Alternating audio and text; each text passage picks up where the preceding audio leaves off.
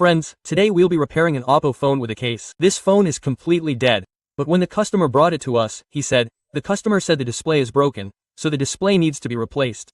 So, let me show you the condition of the display. Look how badly it's damaged. And it was hit by a customer. If it's hit, the display can be replaced. But the main problem is that when I had it checked, it wouldn't even turn on. If the phone won't turn on, there must be a fault somewhere. So, we'll fix that fault here today.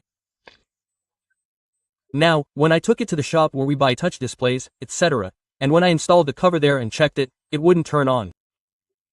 So, he said, "Brother, turn on the phone first, and then we'll check it for you. Because wherever we buy, we get the touch and display check before we even buy it. So what's there here?" I didn't buy it. I said, "Let's get the phone repaired first and then we'll take the folder." So, the one that's lying here in a dead condition is the one we're going to repair today. If this happens to you too, that your phone dies completely after being thrown, how do we repair it? I actually have a DC power supply here. We'll use that to check it here. I've set the voltage on it. Set it to 4 volts. Set it to 4 volts. And when we turn it on, the amperage starts drawing here. We'll find out, okay? So, here are the probes for the DC power supply. Where do we attach the power supply here? So, we'll remove the battery connector here. There are some points where the battery connector connects. Look here. Look, the negative one is connected to ground, this one to the battery, and the positive one is connected to a point here. I've marked that point.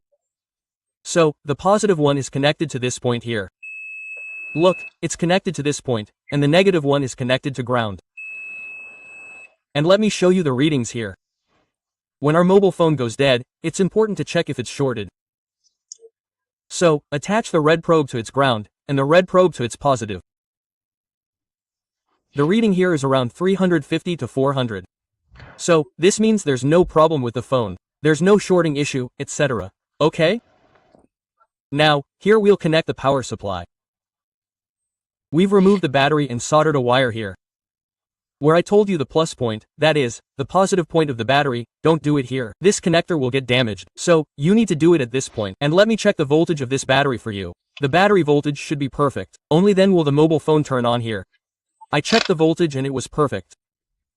And I even charged it for a while to make it work. So, it's 3.7 volts here. Still, my mobile phone isn't turning on. Now, let's solder it here at this point. Look, we're done soldering it at this point. Let me check it for you. Look, we connected it to the positive. Look, it's connected. So now we'll connect the positive of the DC power supply to this wire. And we'll connect the negative here to ground by connecting it to a wire. We have one more wire. You can take it from anywhere on the body, or from anywhere negative. Watch the video carefully. It's very important. You'll learn. I'll clean it up from here later. No problem. So, look, we've taken the negative from here. Now we'll press the power button. So, the power supply is there, and the amperage should be coming from there. As you can see in the front, when I press the power button, the amperage should be displayed here.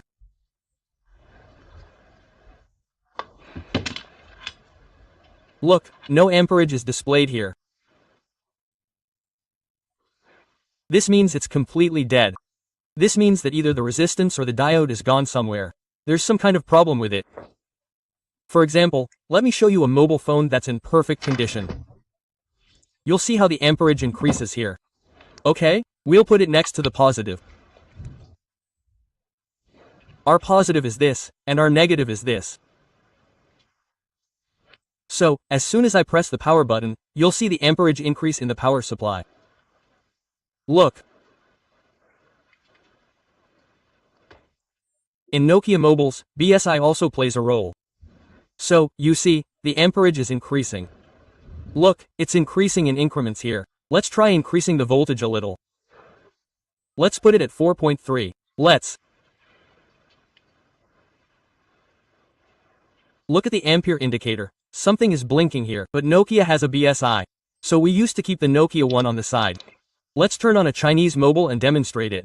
So we have a Samsung mobile. Let's show it on Samsung. Samsung's also turns on without BSI. Now let's look at this one here. You see, the ampere section, this one. Okay, as soon as I turn it on, it starts increasing. Look, it starts drawing amperes there. Look at the amperes when turning it on, it draws amperes. See, this set hasn't turned on yet. To turn it on, I think I'll need to increase the voltage a little more. Let's put it at 4.2.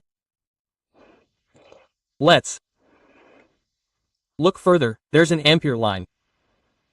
Look, there's an ampere line. So, if the set still doesn't turn on, we'll increase the voltage a little more, 4.5. So, that way, the mobile starts drawing amperes when it's turned on. Is this method correct? So, if the voltage is low for the mobile, there's no problem in increasing it further, but I've shown you the ampere indicator. So this way the amperage starts increasing. But what's the issue? The amperage isn't increasing at all, okay? Now, here we have to open the motherboard and work on this. First, you have to check the power button. The power button is working fine here, and here we have to open these two plates and check the components inside them. Let me show you first. First, we'll desolder them. Now, there are two screws here. We have to quickly unscrew them. If you want the screws, I'll give you a link to them in the description. A lot of people were asking for them, so I'll share the link today. And here, let's remove the battery as well.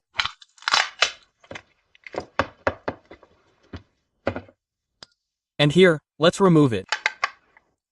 And the motherboard is finally out. We remove the antenna wire, that is, the connector. This is our motherboard, and it's out. Now, look here. First, let's show you the power button. Let me check the power button and show you how. If you don't know, try this. Place the multimeter caps on both points of the power button and use it like a buzzer. Then press the power button. As soon as you press it, the buzzer will sound something like this. Okay, so the power button is perfectly fine. The problem is with our motherboard. These are the power button points on the motherboard. So we'll have to open this one. So let's open this one first. We'll heat it up.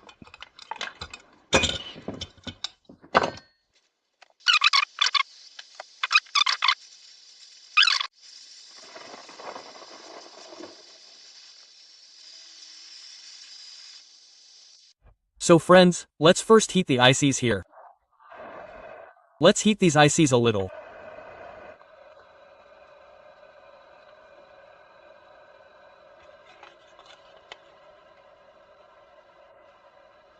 No, it's still the same problem.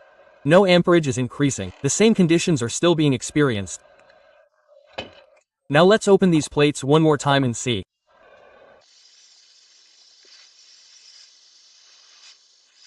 One component appears to be broken here. I'll show you. Let's put the SMD machine on its side.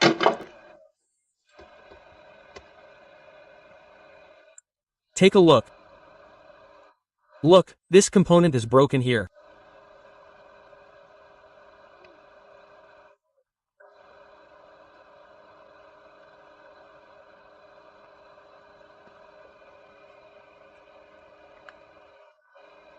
Look, let's see. Friends, I've installed the motherboard here and connected the power supply. And let me tell you one thing. The component here was actually a coil. I've attached it here. And now it's properly drawing amperage here. Let me move the power supply over here and cover both elements on this screen so you can see both. Here's our power supply connected to it. Okay? Now I'll short it here. I'll short the coil points and press the power button. You'll see it's drawing amperage here. That means it's turning on properly. Look, I shorted it. Now I'll press the power button. Now look, it's drawing amperage, isn't it? That was the problem. Only one component was broken here, so we've found it. Now it's fixed. So let's replace it with a coil. Look, we'll take it from another motherboard. We'll remove it and attach another coil here. We've found a very minor fault here. Components break due to impact. If there's an IC folder somewhere, then the IC itself has to be revolved. So, here we've found a circuit with a coil attached. This is the circuit. We'll remove its coil and insert it. Look, we'll remove this coil and insert it. That's all we have to do. Let's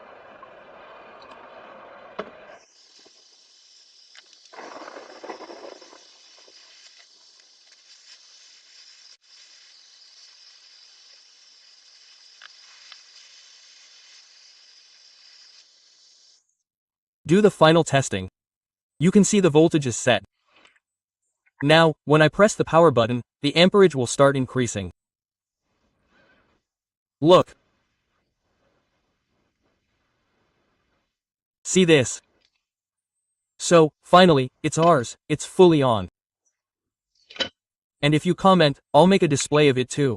Right? That means a folder. By the way, the customer asked for a folder, so I'll tell you the folder. If you ask, I'll publish the video by tomorrow or the day after. Okay? So, the repair has been done here in a very simple way. However, it's not necessary that the same will happen in your case.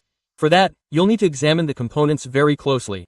If you find any broken components, find them and fix them. Otherwise, you should definitely perform some testing here. First, perform a shorting test on the battery point, as I told you in the beginning. So, let's go.